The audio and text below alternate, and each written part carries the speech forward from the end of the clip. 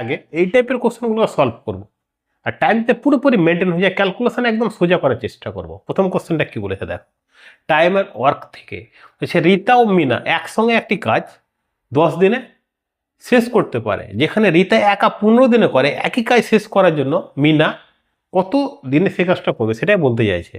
তাহলে আমরা একদম শর্টকাটে যদি করি, তাহলে দুটোকে আমরা গুণ আকারের উপরে রাখবো, নিচে বিয়োগ করবো, অ্যান্সার পেয়ে যাবো, 1 সেকেন্ডে হয়ে যাবে। কি হবে 1 সেকেন্ডে হয় দেখো, প্রথমে বলেছে একসঙ্গে করলে পরে 10, ঠিক আছে, আর রীতা একা করলে 15, দুটোকে আমরা বিয়োগ করবো তাহলে পরে 5, যদি আমরা কাটি তাহলে কত 30 দিন হয়ে যায়, ঠিক আছে। লিখারই প্রয়োজন নেই, দেখে অ্যান্সার হবে এগুলো, ঠিক আছে, 30 দিন।